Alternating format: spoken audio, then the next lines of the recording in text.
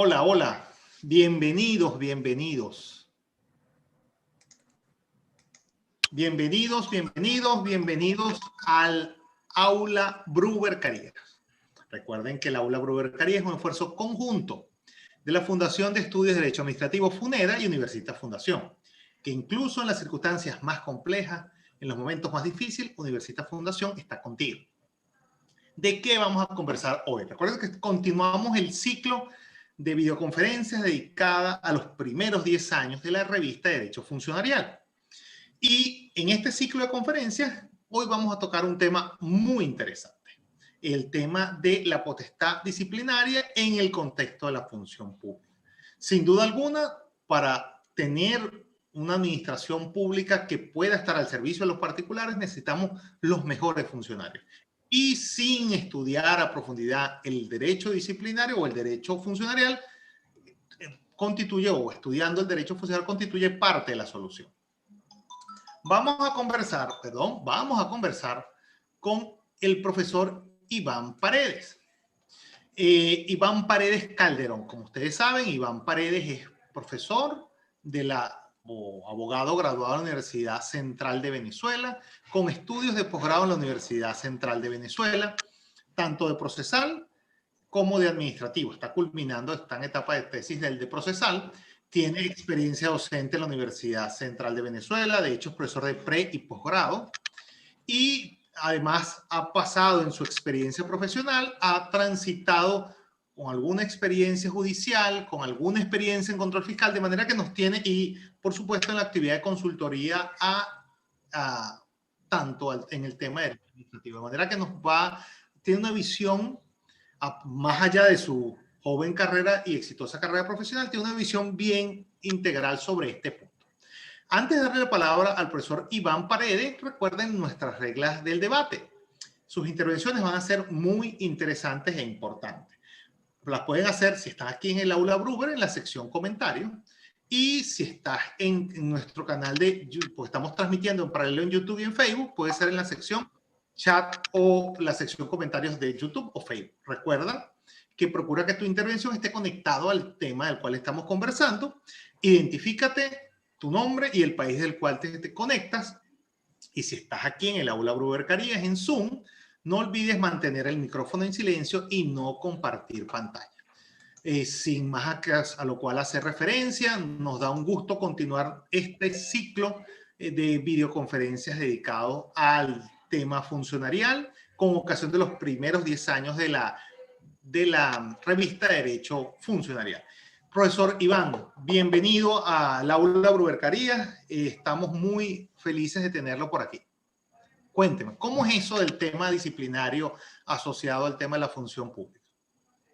Muchas gracias, Julio, por la presentación, por la introducción. También te agradezco por presentarnos y por permitir este espacio para poder intercambiar estas ideas que hoy en día es muy importante que se tenga un debate abierto y constante sobre ideas no solo en materia de función pública, sino en diversas materias relativas a la actividad administrativa en general y otros aspectos. De igual manera, quiero dar un agradecimiento a Sideria Funeda por el gran esfuerzo que ha venido haciendo para llevar adelante la revista de Derecho Funcionarial que estamos homenajeando actualmente con sus 10 años. De igual manera, quiero agradecer al profesor Manuel Rojas por la invitación a participar y, bueno, en general, a todo el equipo de la revista de Derecho Funcionarial que ha permitido que lleguemos hasta este punto, en el cual la revista tiene 10 años, a todos sus directores, al Consejo de Redacción y, bueno, a mis compañeros en el Comité de Jurisprudencia con los cuales trabajo constantemente en el tema de la compilación jurisprudencial y normativa en materia de función pública. Bueno, básicamente el tema que voy a resaltar o a desarrollar el día de hoy es el régimen disciplinario y los funcionarios públicos.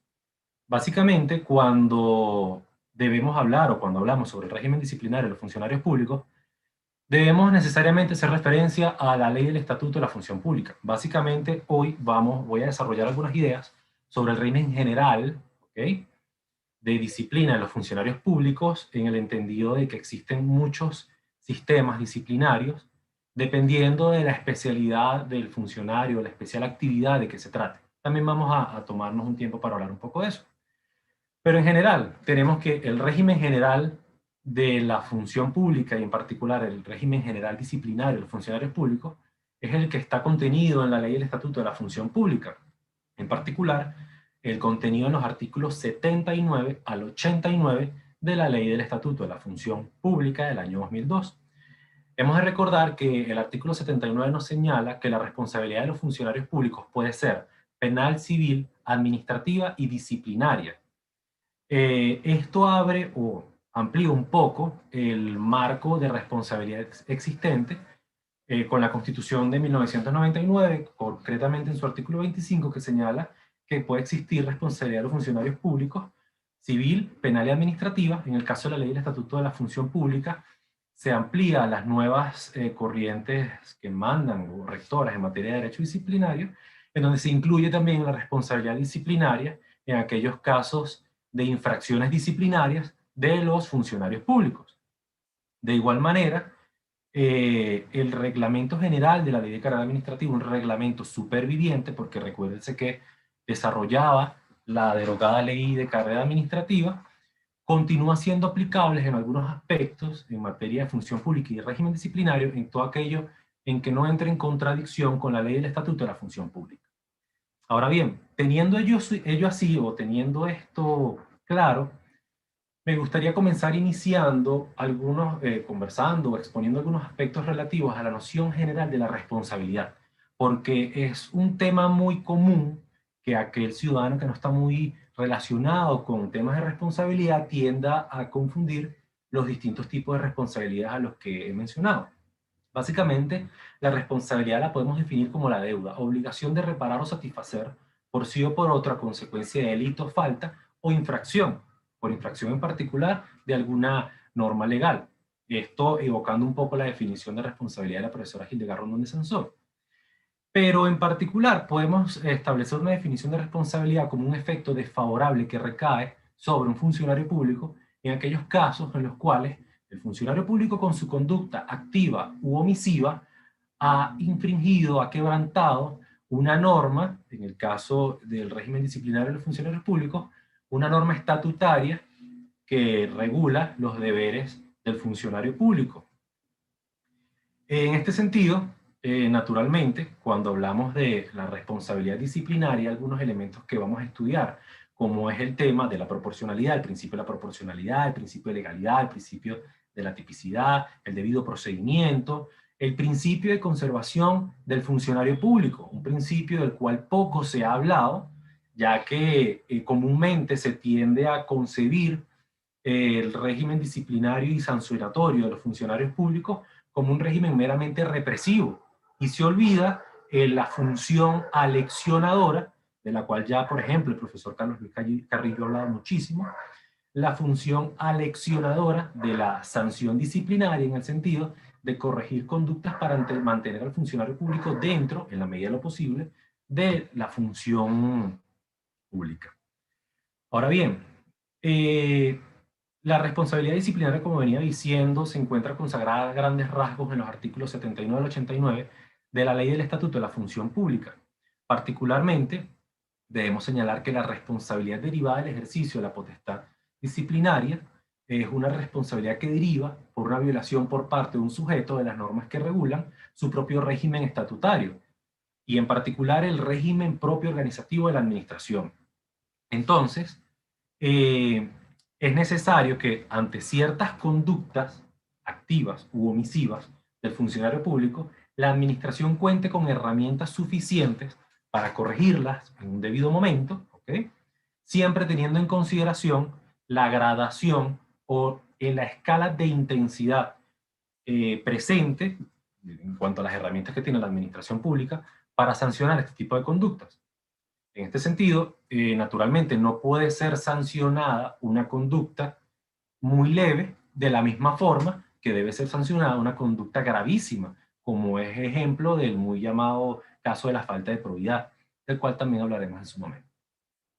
De igual manera, es importante señalar que la ley del Estatuto de la Función Pública prevé algunos regímenes de exclusión, como es, por ejemplo, la exclusión, en cuanto a su aplicación, ojo, de los funcionarios al servicio de la rama legislativa del poder público, que tienen un estatuto propio y particular, los funcionarios al servicio de la rama judicial del poder público, al servicio del llamado poder ciudadano, de la rama electoral del poder público, los funcionarios al servicio de las universidades, los miembros o personal docente, académico de las universidades públicas, también tiene un régimen disciplinario y funcionarial muy particular, así como también lo tiene extrañamente, pero eso ha tenido su desarrollo y su análisis particular, los funcionarios del CENIAT, el personal obrero se encuentra excluido de la aplicación de la ley del Estatuto de la Función Pública por tener un régimen particular aplicable, que es el de la Ley Orgánica del Trabajo para los trabajadores y las trabajadoras. Entonces, los casos de exclusión de la ley del Estatuto de la Función Pública son casos de estudios separados, por cuanto tienen sus principios separados, hablamos de las exclusiones del artículo 1, y de hecho, la misma ley del Estatuto de la Función Pública consagra otro conjunto o una posibilidad de que sea desarrollada por vía especial otros regímenes de responsabilidad.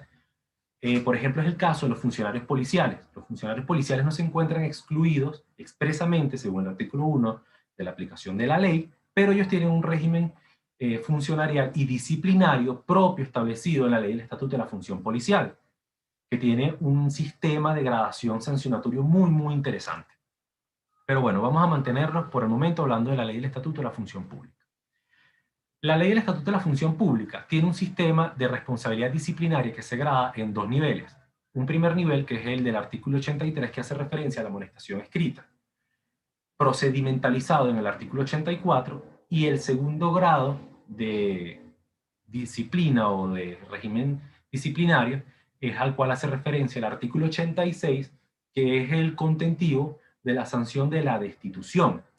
La sanción o disciplinaria de la amonestación escrita la podemos definir como la represión que se realiza de forma escrita al funcionario público por la comisión de alguna conducta activa u omisiva de las que están establecidas en el artículo 83 de la ley, que básicamente comporta es la corrección de esa conducta antijurídica para preservar o mantener el correcto funcionamiento del órgano ente administrativo. De igual manera tenemos el caso de la destitución como la sanción disciplinaria de mayor intensidad, de mayor nivel, por cuanto comporta la expulsión del funcionario público del órgano ente en que se encontraba prestando servicio, en particular comporta su expulsión de la función pública por la comisión de una falta muy grave y que no puede ser tolerada por la administración pública. No se ha concebido como que no se puede corregir esa conducta, no es posible que se tolere a ese funcionario público en el ejercicio de ese cargo, y por ende se ha contemplado la posibilidad de la destitución de los funcionarios públicos a través de las causales a que hace referencia el artículo 86 de la Ley del Estatuto de la Función Pública. Son 14 numerales que vamos a ir desarrollando en la medida de que el tiempo nos lo permite. Pero bueno, en este sentido, vamos a ir conversando un poco las causales tanto de amonestación escrita de los funcionarios públicos consagradas en la Ley del Estatuto de la Función Pública, como las causales de destitución, artículo 86, para también compaginar algunas ideas sobre otros regímenes en la medida que el tiempo nos lo permite. En este sentido, tenemos primeramente el caso de la sanción disciplinaria de amonestación escrita, numeral 1 del artículo 83, que hace referencia a la negligencia en el cumplimiento de los deberes inherentes en el cargo. Básicamente esto hace referencia a la falta de diligencia que demuestra el funcionario público en el marco del ejercicio de sus funciones, de las funciones que son propias en el cargo. Ello lleva a interpretar entonces que un funcionario público no puede serle imputada la comisión de una infracción, no puede serle atribuida la comisión de una sanción administrativa de amonestación escrita por haber incurrido en esta causal si los deberes que se le indican no ha cumplido coherentemente, no son inherentes a su cargo. En ese caso no puede aplicarse la sanción de amonestación escrita. De igual manera debe probarse o debe comprobarse suficientemente en el marco del procedimiento respectivo la negligencia en el incumplimiento, más bien en el cumplimiento de esos deberes inherentes al cargo. Luego tenemos el perjuicio material causado por negligencia manifiesta a los bienes de la República siempre que la gravedad del perjuicio no merite la destitución. Hay una causal de destitución que hace referencia al perjuicio grave eso lo estudiamos en su momento. Sin embargo, en este caso nos estamos refiriendo a un perjuicio, primero, que es material, a los bienes de la República, ¿ok? En segundo aspecto, que ese perjuicio que se causa a los bienes de la República, un perjuicio que ya hemos dicho que es material, es causado por negligencia y que es adicionalmente calificada como manifiesta, es decir, es patente, es ostensible, es clara, es indudable. Entonces, este tipo sancionatorio debemos tener mucho cuidado al momento de aplicarlo, por cuanto tiene muchos elementos que deben cumplirse en el tipo para poderse establecer que existe una responsabilidad en particular, producto del numeral 2 del artículo 83. Luego tenemos la falta de atención debida al público, que esto, más allá de una conducta activa, es una conducta omisiva del funcionario público, en donde no tiene una prestación activa y debida, según los deberes que él tiene en el marco de las funciones que tiene atribuidas, respecto del servicio que presta a los interesados, al público en general. Luego tenemos el caso del irrespeto a los superiores. Número 4, subalternos o compañeros. Este caso del irrespeto es muy interesante, porque el caso del irrespeto no llega a ser, por ejemplo, injuria, caso en el cual hay una causal de destitución a la cual hace referencia a la injuria. Hacemos referencia a conductas en las cuales el funcionario público irrespeta patentemente o de forma frontal el deber de respeto que debe primar en el marco de la función pública, en el marco de las relaciones incluso de jerarquía con los superiores, y el irrespeto del compañerismo y la cooperación que existe respecto a los compañeros que están en el mismo nivel que el funcionario público. Luego tenemos la causal de la inasistencia injustificada al trabajo durante 2 días hábiles dentro de un lapso de 30 días continuos. Esta causal es muy interesante por cuanto requiere la prueba de la inasistencia, punto número 1, es decir, que el funcionario no acudió a prestar debidamente sus funciones. Punto número 2, que esa inasistencia fue injustificada, ¿ok? Es decir, no hay ninguna causal ni el funcionario público demostró suficientemente eh, unas causas o unas causales que justifiquen necesariamente su inasistencia al trabajo en esos momentos. Y es durante 2 días hábiles dentro de 30 días continuos. No estamos hablando de un mes, sino de 30 días continuos. Luego tenemos el numeral 6, que hace referencia a realizar campaña o propaganda de tipo político proselitista, algo sumamente común hoy en día, así como solicitar o recibir dinero u otros bienes para los mismos fines en los lugares de trabajo. El mero hecho de realizar campaña política en el marco del lugar del trabajo del funcionario público, ¿ok? Eso puede dar lugar a que se imponga la sanción de amonestación escrita. Muchos dirán, bueno, pero es que es muy común hoy en día que hay funcionarios públicos que en el marco del ejercicio de sus funciones en sus lugares de trabajo tienen un afiche en los cuales hacen alusión a una determinada ideología política. Lo vemos mucho en nuestro país. Hay funcionarios públicos que a viva voz gritan consignas políticas en el lugar de trabajo. Bueno, ¿qué sucede con esos funcionarios públicos? Básicamente sucede lo que está sucediendo mucho en nuestro país, y es que existe una escasa formación en materia disciplinaria funcionarial, en el sentido de que el funcionario público, los superiores jerárquicos deben tener la convicción, deben tener el conocimiento necesario de que hay ciertas conductas que no deben tolerarse en el marco del ejercicio de la función pública, pero lo peor que llega a suceder es que estos superiores jerárquicos eh, también inciden en la infracción de este numeral sexto. Entonces vemos que también es un tema estructural un poco, las fallas que tenemos actualmente en materia de disciplina de los funcionarios públicos. Luego, y por último caso, tenemos el numeral séptimo referente a recomendar a personas determinadas para obtener beneficios o ventajas en la función pública. Debe igualmente probarse en el marco de esta causal que esa recomendación se está realizando con la exclusiva finalidad de obtener beneficios por parte del funcionario público en el marco de su carrera funcionarial. Luego tenemos el caso del numeral 86, que es el caso de las causales de destitución. El caso de las causales de destitución es bastante extenso.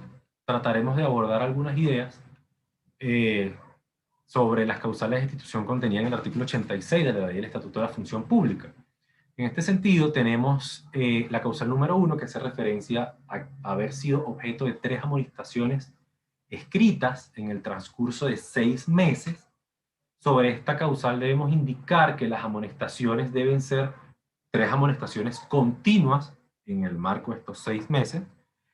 Adicionalmente, estas causales, o al momento de que se realice o sustancia el procedimiento administrativo disciplinario, debe comprobarse en el expediente administrativo respectivo que cada una de las causales fueron aplicadas al funcionario público, más bien las sanciones de amonestación escrita fueron aplicadas al funcionario público por haber cometido una causa, por haber cometido una conducta, disculpen, sancionable con amonestación escrita, y que adicionalmente los procedimientos se realizaron de forma limpia, no se encuentran viciados y fueron o dieron como fruto un acto administrativo sancionatorio al funcionario de que se trate. Cada una de estas 3 amonestaciones, es decir, hay que comprobar en cierta forma la limpieza de estas 3 amonestaciones escritas.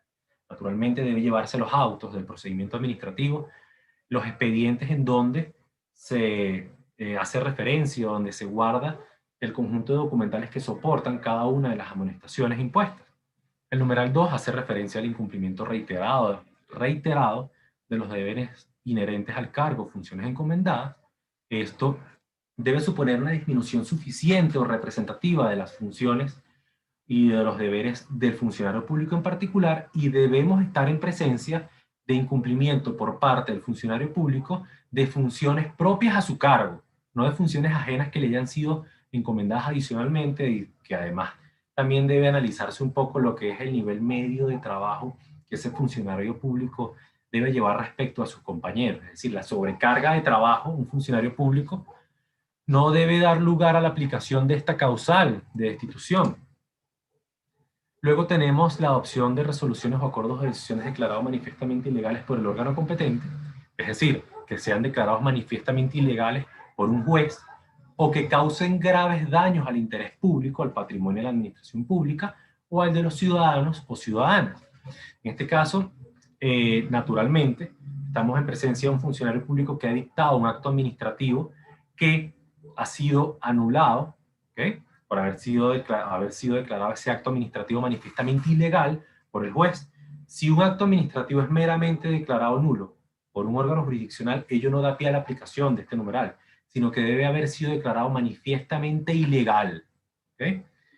O también puede darse el caso que se haya dictado un acto administrativo, pero que ese acto haya causado un grave daño al interés público. No debe ser cualquier daño, sino un grave daño.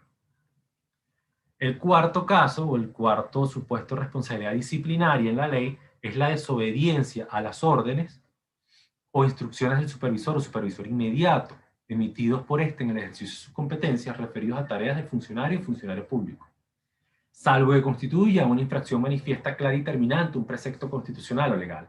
En este caso, hacemos referencia a una conducta no activa, porque estaríamos en el caso de la insubordinación, sino simple conductas omisas del funcionario público, no hace caso, no obedece al superior. Recuérdense que la administración pública está estructurada, según el artículo 28 de la Ley Orgánica de la Administración Pública, está estructurada sobre el principio de jerarquía, en el sentido de que los órganos y entes de la administración estarán estructurados internamente de forma jerárquica y relacionada de conformidad con la distribución vertical de los niveles organizativos del órgano o ente de que se trate. Entonces, básicamente lo que sanciona este numeral es la infracción al principio de jerarquía que nutre precisamente a la administración pública por órgano del artículo 28 de la ley del decreto con rango, valor y fuerza de ley orgánica de la administración pública. En este sentido, también es muy relevante el último apartado de este numeral, por cuanto señala que ello será sancionable salvo que constituya una infracción manifiesta, clara y terminante de un precepto legal. Sobre ese particular, Manuel María Díez señala que, naturalmente, la obediencia no es absoluta en un sistema democrático. ¿Okay? Por cuanto, si estamos ante un sistema que no es democrático, que no respeta los derechos y los deberes, los derechos en particular de los ciudadanos, entonces en ese caso no hay una obediencia relativa, sino más bien absoluta. Se acata la orden del funcionario superior independientemente que ello viole derechos de los ciudadanos. Es el caso, en el caso de la ley del Estatuto de la Función Pública, precisamente se trata de cuidar el tema de los principios y de los derechos de los ciudadanos que están consagrados en la Constitución de la República Bolivariana de Venezuela, y en ese mismo sentido se da la posibilidad de una obediencia relativa en aquellos casos en los cuales hay infracción de normas legales o constitucionales. Luego tenemos el incumplimiento de la obligación de atender los servicios mínimos acordados que hayan sido establecidos en caso de huelga. Los funcionarios públicos tienen derecho a ejercer su derecho a huelga. Sin embargo, en aquellos casos en donde un funcionario deba mantenerse prestando servicios porque son servicios esenciales, ese funcionario público no puede infringir, no puede incumplir la obligación de mantenerse prestando ese servicio, caso en el cual se le aplicaría esta causal de destitución. Luego tenemos una causal que yo llamo la supercausal de destitución, que es la a que hace referencia el numeral 6, que indica la falta de probidad, vía de hecho injuria, subordinación, conducta inmoral en el trabajo o acto lesivo al buen nombre o a los intereses del órgano o ente de la administración pública. Vamos a dar algunas ideas sobre cada uno de estos aspectos, teniendo en cuenta el tiempo limitado que tenemos. La falta de probidad hace referencia a la falta de honradez, a la falta de bondad, a honradez de obrar del funcionario público, infracción de la honestidad del funcionario público. Es una causal que sin duda alguna da lugar a muchas interpretaciones. Debe haber una interpretación congruente por parte de jueces y administración al momento de apreciar esta causal de destitución. Sin embargo, ha sido delimitada por la Sala Político-Administrativa del Tribunal Supremo en su sentencia del 31 de mayo del 2007 y por el Juzgado Nacional Segundo de lo Contencioso Administrativo en fecha 13 de noviembre del 2012, como precisamente falta de honradez en el proceder del funcionario público, falta de bondad, falta de honestidad.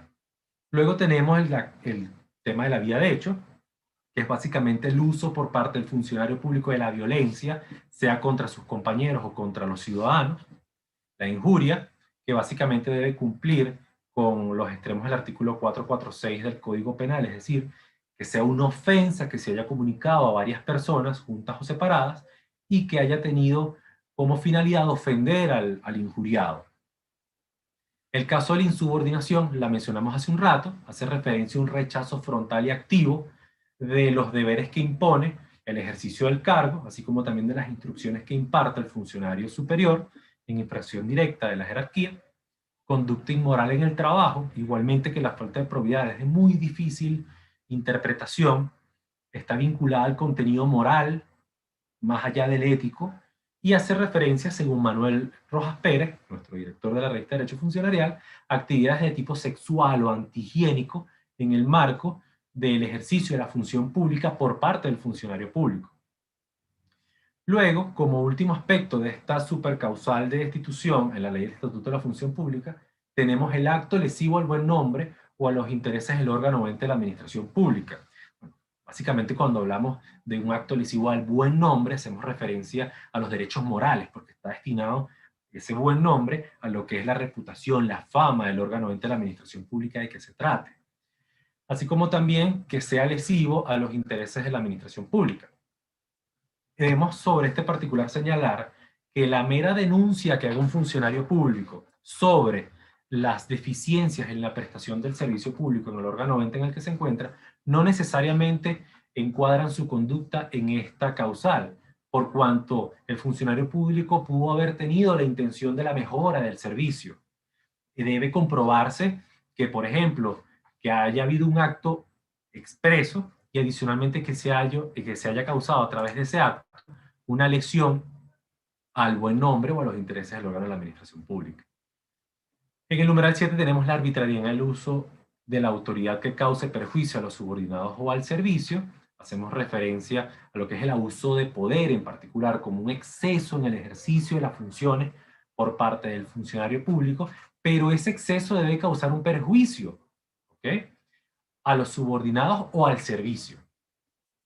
En el numeral 8 tenemos el perjuicio material severo, que lo habíamos mencionado algo sobre el particular en las causales de amonestación escrita, pero en este caso particular del perjuicio material severo, el numeral 8, debe ser causado intencionalmente o por negligencia manifiesta al patrimonio de la República. Hay varios elementos que deben concurrir para que sea enervada la existencia de esta causal. En primer lugar, perjuicio material, esto es, un perjuicio físico concreto, que sea severo o grave, que sea con la intención manifiesta de dañar al patrimonio de la República y, por último aspecto, que el patrimonio corresponda al de la República.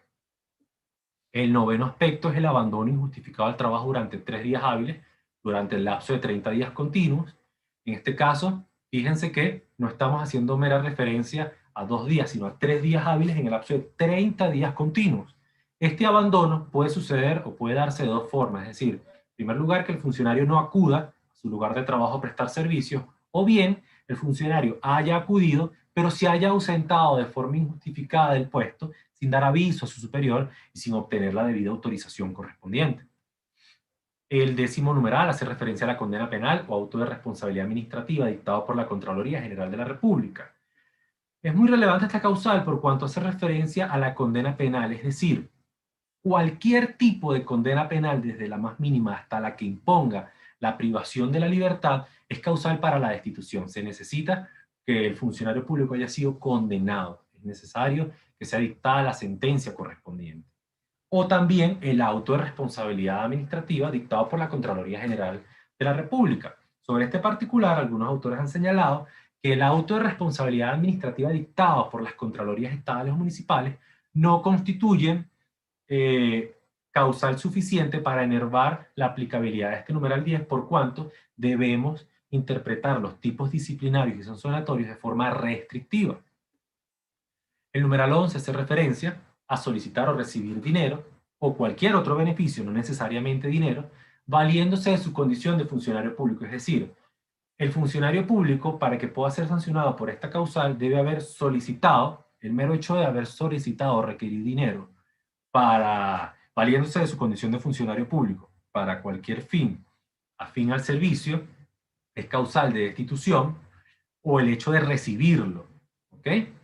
Es causal de destitución, pero siempre debe hacerse valiéndose de su condición de funcionario público, por lo cual pudiéramos interpretar al contrario que en aquellos casos en donde el funcionario público solicita dinero pero no lo hace por su condición o investidura de funcionario público, no puede ser sancionado bajo este numeral. Luego nos queda el numeral 12, que hace referencia a la revelación de asuntos reservados o confidenciales o secretos en los cuales el funcionario público tenga con su conocimiento por su condición de tal. Es decir, el funcionario público debe tener conocimiento de los asuntos calificados como reservados, pero porque su condición o su cargo así lo exponen al manejo de esa información.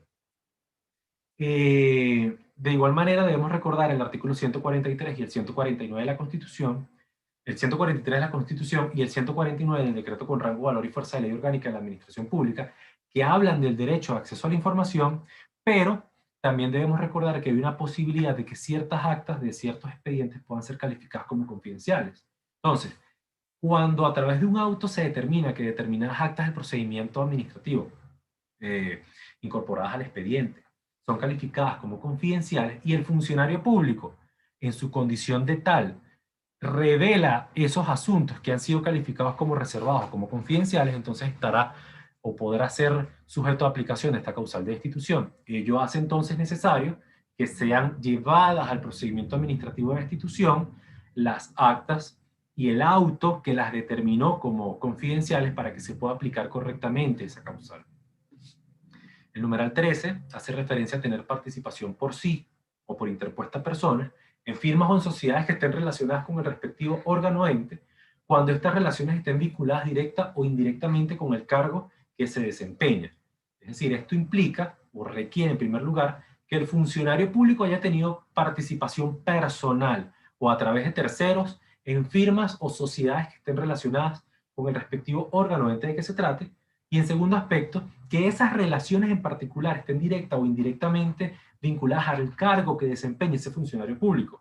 Porque no podemos decir entonces que un sencillo portero de un órgano o ente de la administración pública por tener un familiar que tiene una empresa que contrata con su ente, va a ser encausado a través de esta causal de destitución, sino que las funciones que desempeña y el cargo de ese funcionario deben incidir en cierta forma en esa relación entre las firmas, entre las interpuestas personas. Y el numeral 14 hace referencia a haber recibido 3 evaluaciones negativas consecutivas de conformidad con lo previsto en el artículo 58 de la Ley del Estatuto de la Función Pública. Recuérdese que los funcionarios públicos deben ser evaluados en el marco del ejercicio de la función pública cada 6 meses. Entonces, cuando ellos son evaluados cada 6 meses, es decir, y si en el transcurso de 18 meses reciben 3 evaluaciones negativas consecutivas, entonces en ese caso se puede aplicar esta causal de destitución. Esto nos lleva a nosotros entonces a interpretar que en el marco del procedimiento administrativo disciplinario deberán incorporarse a las actas del procedimiento las evaluaciones negativas consecutivas a los fines de que se pueda comprobar fácilmente la comisión de esta causal de destitución. Un punto muy importante y que no debemos dejar pasar por alto son los límites formales al ejercicio de la potestad disciplinaria. Sobre este particular caso, muchos autores nacionales han desarrollado este tema, uno de ellos el profesor Carlos Luis Carrillo, han hablado con mucha insistencia sobre el caso de los límites formales que debe encauzar, o más bien que deben limitar el ejercicio de la potestad disciplinaria. No podemos estar en presencia de una potestad disciplinaria desbordada, sino que el ejercicio de la potestad debe respetar principios muy particulares. En particular, tenemos el primero, el principio de la legalidad. El principio de la legalidad ha sido desarrollado incluso por el profesor Antonio Moles Caubet. Recuérdense el trabajo magistral del maestro relativo al principio de la legalidad y sus implicaciones. Básicamente, cuando enervamos el principio de la legalidad en materia disciplinaria, hacemos referencia, en primer lugar, al principio de tipicidad de la sanción disciplinaria, es decir, nos recordamos artículo 49, numeral 6, que no puede existir una aplicación, un ejercicio de una potestad disciplinaria que tienda a la aplicación de una sanción a un funcionario público por una causal que no ha sido establecida, un instrumento de rango legal. En nuestro caso sería en la ley del Estatuto de la Función Pública. También debe haber un respeto debido al principio de irretroactividad, es decir, no se pueden aplicar de forma retroactiva supuestos de responsabilidad hacia conductas cometidas al pasado.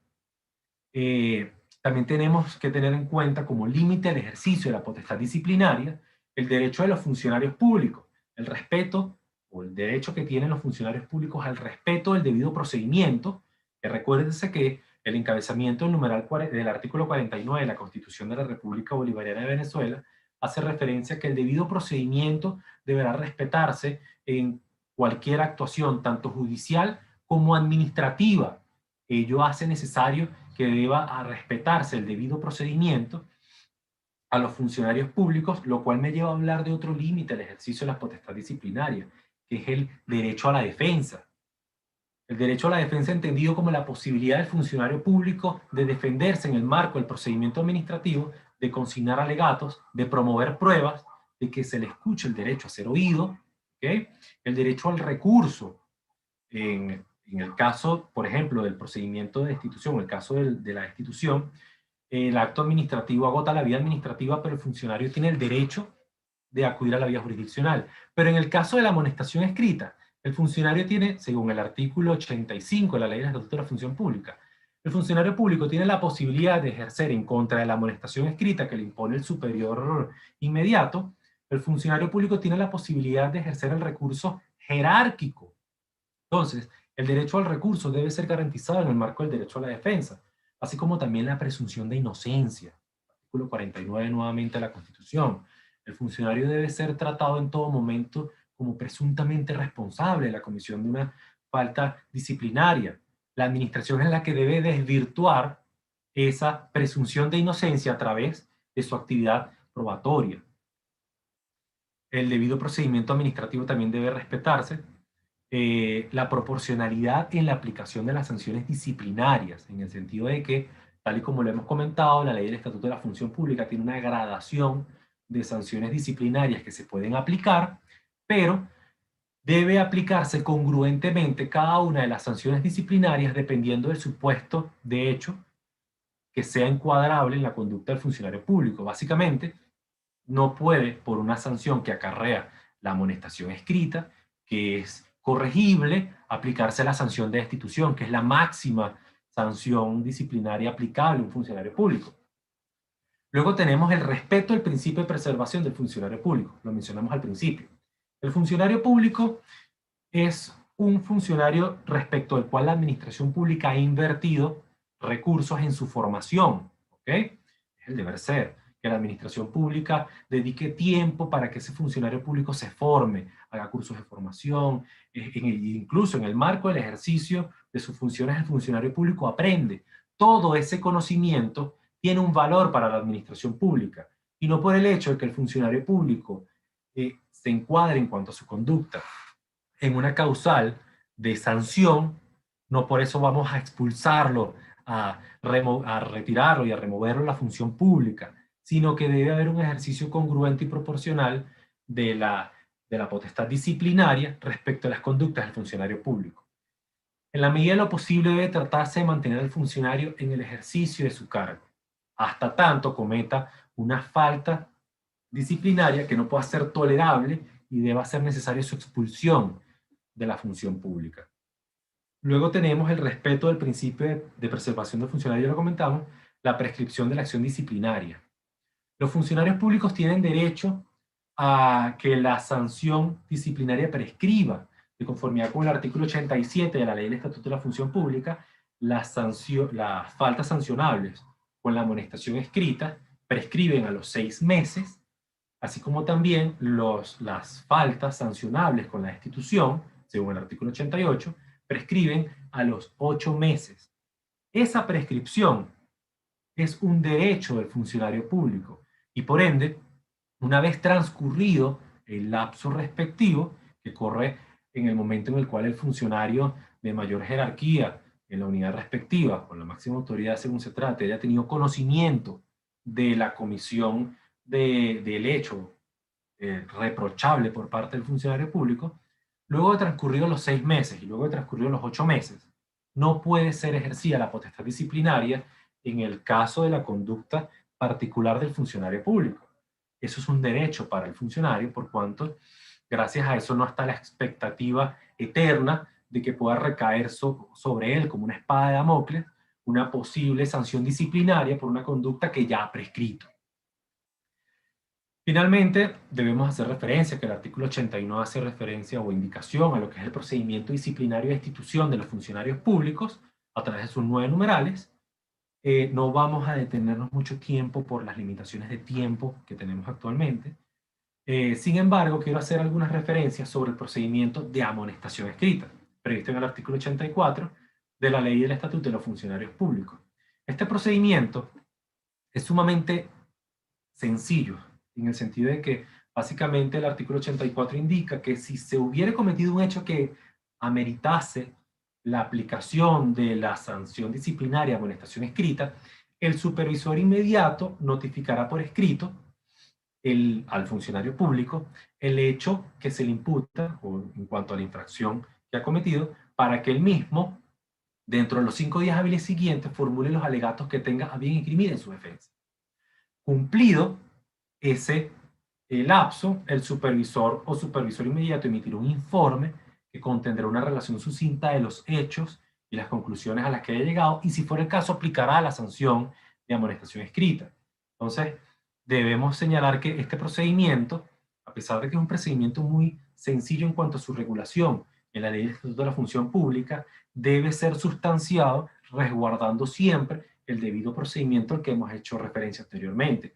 Debe dársele la oportunidad real al funcionario público de que tenga la posibilidad de promover pruebas, de alegar en su escrito correspondiente todas las defensas que pueda esgrimir para precisamente ir en contra de esa posible amonestación escrita que le va a ser interpuesta. Quisiera saber, Julio, cuánto tiempo tengo más o menos.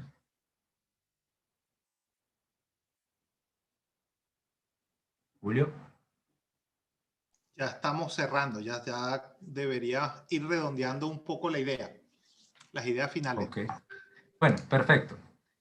Para redondear las ideas finales, básicamente el régimen disciplinario de los funcionarios públicos es sumamente complejo.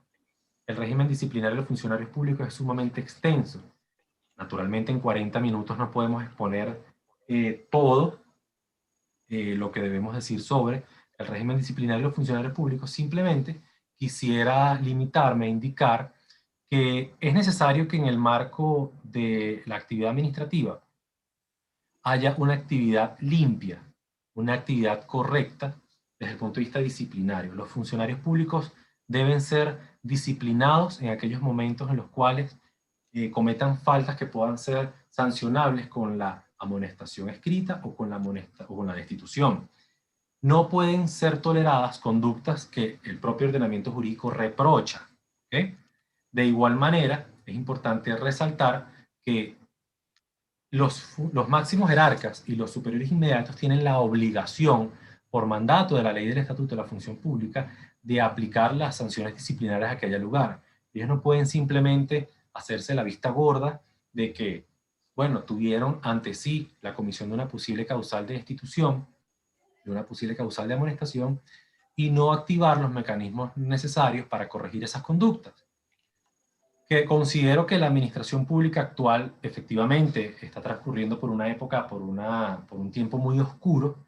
Sin embargo, creo que la clave en cierta forma para seguir adelante y para lograr corregir grandes errores que se cometan en el marco de la función pública radican en el correcto ejercicio de la potestad disciplinaria de forma oportuna y correcta.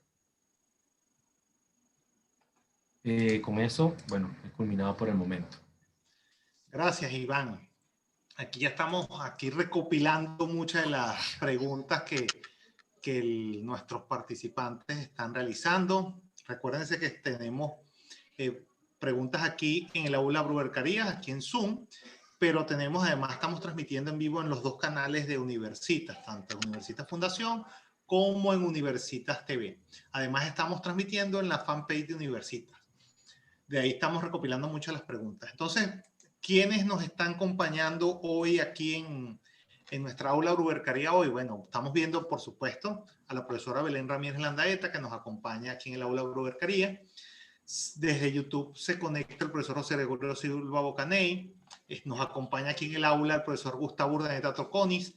Desde YouTube está la profesora Alexis Pinto, el profesor Antonio Silva del CIDEP, que además es culpable corresponsable del éxito de la revista de Derecho Disciplinario, nos acompaña. Ya está interviniendo y tiene unas intervenciones muy interesantes el profesor Carlos Luis Carrillo y el profesor, por supuesto, Manuel Rojas, que es el director de la revista de Derecho Disciplinario. Vamos a comenzar con algunas de estas preguntas. Vamos a ver, la primera de ellas. El profesor José Gregorio Silva Bocaney hace una pregunta. Hay quienes sostienen que los funcionarios de libre nombramiento y remoción no pueden ser sancionados. ¿Cuál es su opinión al respecto? De estar excluido, ¿cuál sería el fundamento legal? ¿Hay opiniones doctrinarias al respecto, profesor Iván? Sí, sobre el particular considero que, analizando un poco la configuración del régimen disciplinario consagrado en la ley del Estatuto de la Función Pública, del artículo 79 y siguientes, no puede afirmarse que los funcionarios de libre nombramiento y remoción no puedan ser sancionados en aquellos casos en los cuales sus conductas incurran en algún supuesto que amerite la responsabilidad disciplinaria, que amerite la imposición o la aplicación de una sanción disciplinaria. Al contrario, el artículo 79 de la ley del Estatuto de la Función Pública habla de los funcionarios públicos en general, lo cual amerita o lo cual nos hace concluir que básicamente tanto los funcionarios de carrera como los de libre nombramiento y remoción pueden ser disciplinables a los fines de corregir sus conductas. Perfecto. Tenemos una intervención del profesor Carlos Luis Carrillo. Hace referencia, con todo respeto al criterio del profesor Iván, no comparto la posición asumida con la configuración de la causal primera del artículo 86, referida a la probable destitución por 3 amonestaciones escritas, en donde se afirmó que la administración debería demostrar el fondo y la licitud de cada una de esas amonestaciones dentro del procedimiento disciplinario de destitución, aun cuando advierto que no es una causal objetiva. La administración solo está obligada a probar la existencia de los referidos apercibimientos mediante actos administrativos definitivamente firmes. De ser así, la licitud de cada una de estas amonestaciones debió ser discutida y eventualmente impugnada en la oportunidad correspondiente. ¿Qué opinión le merece el comentario del profesor Carlos Luis?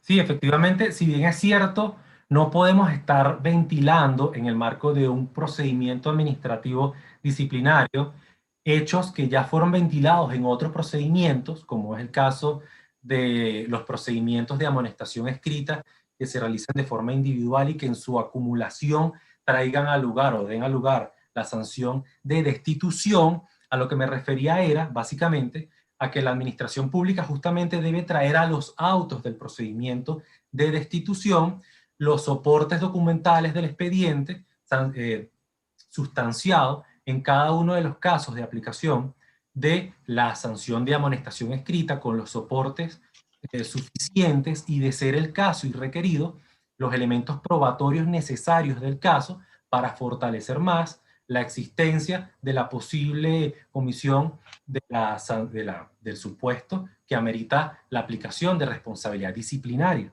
Solo eso. Gracias. Profesor, aquí hay una interrogante, llega desde YouTube. Dice, ¿cómo queda la destitución de los funcionarios públicos frente al fuero maternal o paternal? Ok. Sí, la protección a la maternidad y la paternidad en los funcionarios públicos es un derecho que ellos tienen, reconocido tanto constitucional como legalmente. En ese sentido, la jurisprudencia y la doctrina ha señalado que el hecho de haber incurrido, que el funcionario público haya realizado una conducta o que su conducta esté inmersa o encuadrada en alguna causal disciplinaria, y que ese funcionario público esté investido de un fuero maternal o paternal, ese fuero no lo protege totalmente. Ese fuero no puede convertirse en un elemento que frontalmente burle la potestad disciplinaria que necesariamente deba ser ejercida.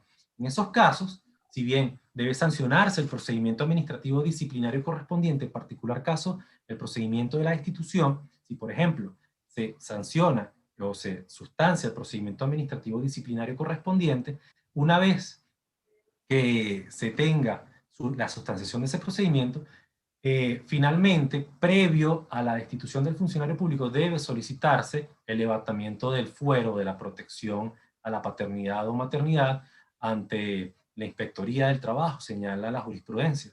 Luego de obtener el levantamiento de ese fuero, es que se puede proceder a la destitución efectiva del funcionario público. Sin embargo, se ha dicho la Sala, así como también la jurisprudencia del Tribunal Supremo de Justicia, que esa protección no puede servir como para burlar el régimen disciplinario que debe regir o que debe aplicarse sobre los funcionarios públicos. Gracias. Aquí tenemos otro comentario y creo que estaba conectado con algo que indicaba hace unos minutos. Pero antes, por supuesto, indica el profesor Manuel Rojas Pérez, le manda saludos. Quiero felicitar al profesor Paredes en nombre de la revista Derecho Funcionarial, de la que es miembro en su comité de redacción. Exposición muy clara y profunda. Por otro lado, tenemos un saludo desde YouTube de la profesora Rosibel Grisanti de Montero. Hola, buenas tardes, muy interesante ponencia, saludo. Mire, aquí hay un comentario que yo creo que está conectado con parte de la intervención que hacía unos minutos, profesor. El comentario indica lo siguiente, que el máximo jerarca del órgano o ente no apruebe y publique el manual descriptivo de clases de cargo u otras normas de control interno, ¿cómo dificulta el ejercicio de la potestad disciplinaria? Ok, fíjense lo siguiente. El tema de los manuales de clases de cargo es sumamente fundamental a los fines de determinar la naturaleza del cargo que ocupa un funcionario público. Solamente o accediendo a esos manuales es que se puede determinar efectivamente si ese funcionario público ocupa un cargo de carrera o de libre nombramiento y remoción. Entonces, si no se han publicado esos manuales, muchas veces es sumamente dificultoso la determinación de si ese funcionario está ocupando un cargo de libre nombramiento, remoción o de carrera, más aún actual en los actuales momentos en donde la administración pública realiza el ingreso de los funcionarios públicos a diestras y a siniestras sin respetar la carrera, que es una obligación que establece la Constitución de la República Bolivariana de Venezuela. Entonces tenemos muchos funcionarios públicos que están ocupando cargos que son de carrera, no ingresaron por carrera, tienen lo que llaman en algunos casos alguna estabilidad relativa, pero esos funcionarios públicos, en cuanto a la determinación de sus funciones, no saben que son efectivamente funcionarios de carrera porque no está totalmente claro por cuánto existe la falta de publicación de esos manuales. Eso dificulta y entorpece sumamente el régimen o la aplicación del régimen disciplinario congruente a la naturaleza del cargo que ocupa el funcionario público, y ni hablar cuando llevamos el caso al órgano jurisdiccional, que el juez en ese caso necesita de esos manuales a los fines de determinar de la revisión la naturaleza de las funciones que desempeña el funcionario para determinar si es de carrera o libre nombramiento o remoción en los casos en donde ese es un punto controvertido y puede ser determinante, por ejemplo, a los fines de la reincorporación, entre otras cosas.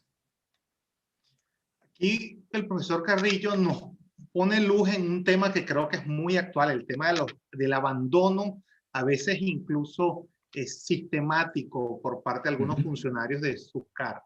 Dice el profesor Carrillo: considero que no se puede asimilar la interpretación a dos supuestos normativos diferentes, el caso de la inasistencia justificada y el caso del abandono, que son dos tipos normativos diferenciados, por lo tanto, donde el legislador hizo diferencia entre los supuestos de hechos configurativos de la falta reprochable.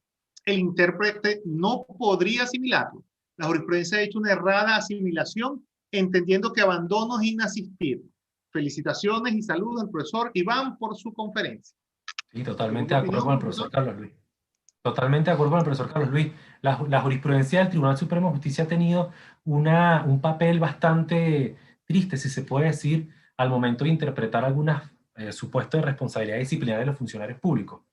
Y no ayuda mucho el hecho de que las causales de responsabilidad disciplinaria establecidas en la Ley del Estatuto de la Función Pública, hay algunas de ellas que son sumamente vagas y que llegan a constituir algunos conceptos jurídicos indeterminados. Sin embargo, lo que el profesor señala es sumamente cierto. No se puede asimilar la causal de abandono, ¿okay?, y de inasistencia injustificada, porque son totalmente distintas. Gracias. Por aquí, en Carrasco, desde YouTube, indica: buenas tardes.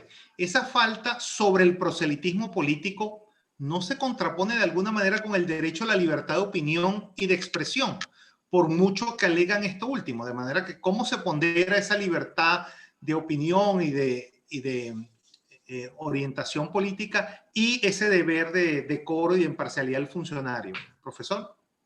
El problema de esa causal es que muchas veces los funcionarios públicos, cuando incurren en conductas como esa, tienden a entorpecer la actividad administrativa, dando preferencia a algunas personas por sus inclinaciones políticas, etcétera, etcétera. Esa causal de sanción disciplinaria lo que busca es que haya un ejercicio de la función pública en cierta forma para todos, y que el funcionario público es al servicio de los fines de la administración, que según la ley, los fines de la administración son objetivos, no deberían tener color. Entonces, si bien por un lado pudiera creerse que eso atenta contra el derecho a la libertad de opinión y de expresión, el problema está en que en el ejercicio de ese proselitismo político muchas veces se lleva por delante el correcto y sano ejercicio de la actividad administrativa, que eso es básicamente lo que busca proteger la ley al establecerse como una causal de sanción el proselitismo político. Bueno, eso es un problema en la actualidad sumamente profundo. Gracias, profesor Iván. Indica el profesor José Gregorio Silva: en cuanto a la prescripción de la destitución. ¿Qué pasa si se paraliza el procedimiento luego de iniciado el procedimiento que supere los 8 meses y sea imputable a la administración? ¿Operaría la prescripción?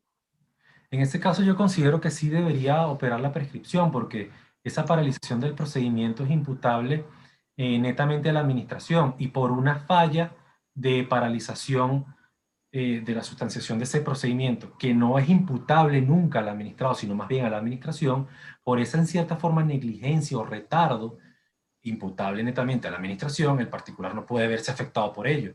Necesariamente, haciendo una interpretación pro derecho, una interpretación hasta progresiva, considero que debería en ese caso operar la prescripción en favor del funcionario público. Conectando con estos temas procedimentales, en el caso de los procedimientos de destitución contra funcionarios donde esté comprobado que no está en el país, se le debe aplicar el mecanismo de notificación previsto en el artículo 93, numeral 3 de la ley del estatuto, que básicamente el tema de la notificación por carteles, o en el caso incluso de la notificación al domicilio, o podría aplicarse la normativa que está regulada en el Código de Procedimiento Civil para el caso específico de las notificaciones donde se tenga la certeza que no está en el país en este caso, el demandado. ¿Qué opina usted? Sí, fíjense algo. Partiendo del supuesto de que el funcionario público no se encuentra en el país, ¿ok? La administración pública no puede esperar eternamente que el funcionario vuelva para sustanciar el procedimiento disciplinario. Eso también auparía mucho además funcionarios a que sigan esa conducta. Considero que sí, necesariamente debería procederse a la publicación del cartel y eventualmente que el funcionario público, a través de sus representantes legales, si es el caso, se defienda en el marco del procedimiento administrativo, porque considero que el funcionario público no se encuentra en el país, en cierta forma ya configura la existencia de las causales establecidas en la Ley de Estatuto de la Función Pública en cuanto a la destitución. Entonces, considero que la administración pública no debería tolerar esas ausencias alegres de muchos funcionarios públicos que se ausentan del país, no por razones de servicio, sino que simplemente, bueno, pongamos que por contexto de país, se va del país y deja el cargo allí guindando, como dicen. Gracias. Por aquí tenemos otra. Definitivamente ha causado mucho interés su intervención. El profesor José Gregorio Silva hace un comentario. Dice, en su opinión, en los casos de declaratoria de responsabilidad administrativa por un órgano de control fiscal, como puede ser la Contraloría o una auditoría interna, se amerita que se siga un procedimiento de destitución. Creo que el foco que hace referencia el profesor José Gregorio es que si debe dársele trámite más allá del procedimiento de responsabilidad administrativa, a un nuevo procedimiento por destitución. Sí, sobre ese caso debemos recordar que las responsabilidades son autónomas. Las responsabilidades, un funcionario público a través de una conducta puede ser acreedor de responsabilidad tanto administrativa, que es la responsabilidad que impone la Contraloría General de la República, como sanción disciplinaria. Es cuestión de ver si la conducta del funcionario público encuadra tanto en un supuesto de responsabilidad administrativa como en un supuesto que amerite una responsabilidad disciplinaria. Lo que no considero que no se debería hacer es que por una misma conducta se apliquen sanciones de la misma naturaleza, como es el caso que ha venido sucediendo durante mucho tiempo de la responsabilidad administrativa, en donde a un funcionario público se le aplica la responsabilidad administrativa, concretamente se le aplica por parte de la Contraloría General la sanción de la multa y de forma accesoria se le aplica la sanción de la inhabilitación para ejercer cargos públicos. De hecho, el profesor José Peña ha conversado o ha señalado algunas cosas sobre ello en sus manuales, en el sentido de que en estos casos la pena accesoria termina siendo mucho más gravosa que la pena principal, que la sanción principal. Eso es lo que no debería suceder, que se aplique por una misma conducta dos sanciones, ¿okay? Pero que respondan esas dos sanciones a la misma naturaleza, que sería la naturaleza administrativa. Gracias, profesor. Por cierto, le saluda el profesor Antonio Silva indica, gracias, profesor Paredes, pieza fundamental de la revista de Derecho Funcionarial. Gracias, Tenemos profe. un Saludos. comentario que hace Marcelo Gabriel Olmedo. Él se conecta desde Facebook y aparentemente se conecta desde Argentina. Indica lo siguiente. Venezuela está adherida a la Convención contra la Corrupción. Hace esa pregunta. Indica, en Argentina lo tenemos, pero no tenemos el defensor del pueblo nacional como figura constitucional. Tenemos controles externos, internos, previos, concatenado a posterior, lo que creo que antes denominaba el reglamento concomitante, pero no hay control efectivo del presupuesto. Creo que la pregunta, más allá del contexto que nos brinda Marcelo, es si Venezuela está adherida a la Convención contra la Corrupción. Claro, creo que está un poco fuera de él. Pero si valga algún comentario, profesor. Sí, bueno, básicamente desconozco si efectivamente si Venezuela está adherida al convenio contra la corrupción. Sin embargo, creo que el tema de los controles es sumamente importante en nuestro país. Creo que el tema del control básicamente es una pieza fundamental para mantener el correcto funcionamiento de la administración pública, más aún en los actuales momentos, en donde, bueno, a voces se conoce que hay un uso desbordado de los fondos públicos sin mucho control que se diga. Sobre el tema del control, considero que debe haber un ejercicio limpio igualmente, al igual que, el ejercicio de la potestad disciplinaria, debe haber una actividad de control limpia, una actividad de control responsable, más que todo por cuanto Venezuela es un país que maneja muchos fondos públicos, en el sentido de que la administración pública de Venezuela es enorme. El Estado venezolano es el mayor empleador acá. Entonces, eso hace que haya escape de dinero a través de muchas rendijas, a través de muchos huequillos. Entonces, creo que el tema del control debe hacerse valer de una forma bastante responsable.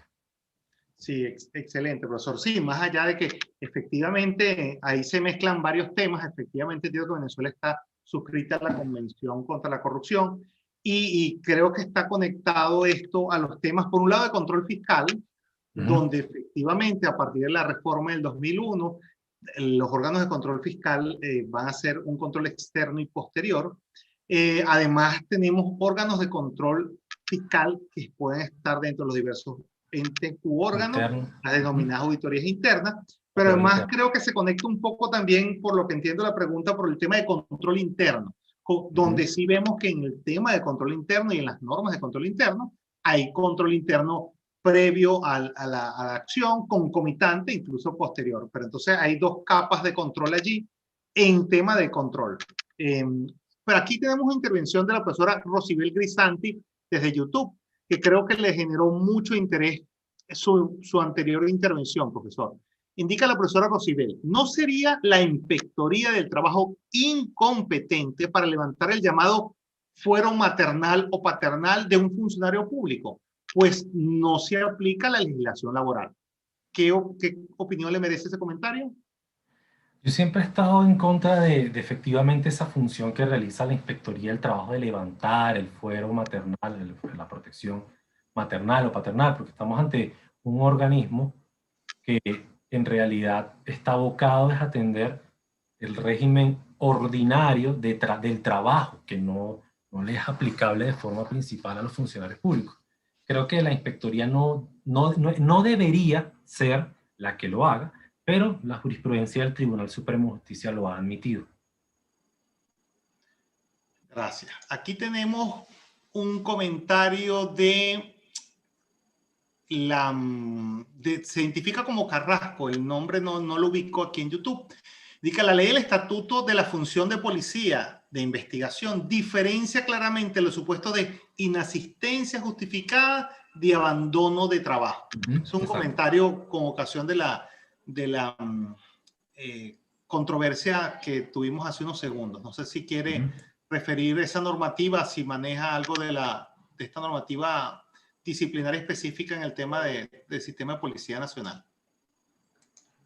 Ya, ¿me puedes repetir otra vez? Él hace referencia. Claro que sí. Que la ley del Estatuto de la Función de Policial diferencia claramente los supuestos de inasistencia justificada del tema de abandono de trabajo. creo que conectando un poco la conversación con el comentario del profesor Carrillo. Sí, del profesor Carrillo. Sí, efectivamente, la ley del Estatuto de la Función Policial posee un sistema disciplinario bastante interesante. De hecho, yo publiqué con la revista de Derecho Funcionarial un artículo sobre el régimen de la función policial. Efectivamente, tiene una diferenciación de esos supuestos, pero lo que quiero llamar más la atención sobre, ya que estamos hablando de función policial, es que es un estatuto especial que tiene un sistema de responsabilidad disciplinaria mucho más amplio que el de la ley del Estatuto de la Función Pública, por cuanto tiene, no tiene la amonestación escrita y la destitución, sino que la ley del Estatuto de la Función Policial tiene el llamado de atención, la medida de asistencia obligatoria, la medida de asistencia voluntaria y la destitución. Aún más que incluso la ley del Estatuto de la Función Policial se encarga de clasificar cada una de las posibles conductas de los funcionarios públicos en infracciones más leves, menos graves y graves. Entonces, la ley del Estatuto de la Función Policial colorea muchísimo esto de que debe haber proporcionalidad en el marco del ejercicio de la potestad disciplinaria y que adicionalmente debe haber una gradación dependiendo de cuál haya sido la conducta del funcionario público, se aplicará la sanción disciplinaria que corresponda. Esto sé que no se conecta directamente con el comentario del profesor, pero lo tomo ya que lo aprovecho para dar algunas ideas también de algunos regímenes especiales de disciplina en materia de funcionarios públicos. Sí, de verdad que es bien moderno el sistema previsto en la ley de policía. Bien curioso. Había un comentario de Héctor Villarruel, entendemos que está conectado con la referencia al tema de responsabilidad administrativa, responsabilidad en control fiscal y la destitución. Indica la naturaleza jurídica de estas sanciones principales y accesorias son distintas y obedecen a la satisfacción de violaciones o hechos coexistentes en la acción ilícita del funcionario. Creo que está conectado por ahí. Sí, sí, eso es en referencia a lo que había comentado anteriormente, de básicamente es la violación del non bis in idem, pero sigo considerando que se está aplicando dos veces una sanción por el mismo supuesto de una naturaleza igual, que es una naturaleza administrativa, esa infracción. El criterio que actualmente maneja la sala es justamente el del compañero, de que son de naturaleza distinta esas sanciones y obedecen a la satisfacción de violaciones o hechos distintos. Entonces, él está exponiendo un poco lo que es el criterio actual y vigente, eso sí es el criterio vigente, pero bueno, es un criterio que en mi humilde opinión no comparto. Bueno, Iván, de verdad que agradecemos que hayas podido, te hayas tomado el tiempo de darle respuesta a cada una de las intervenciones. Sin duda alguna, este es un tema que genera bastante interés en la audiencia. Y quisiera que nos regalaras un último minuto. ¿Con qué sabor de boca debe irse la audiencia después de escucharte? Si pudiéramos resumirlo en un minuto, un mensaje final. El régimen disciplinario de los funcionarios públicos es amplísimo, pero así como es de amplísimo, es de importante. Considero, como lo mencioné hace un rato, que en el correcto ejercicio de la potestad disciplinaria radica el mejoramiento importante, en cuanto a su intensidad, un importante mejoramiento de la función administrativa.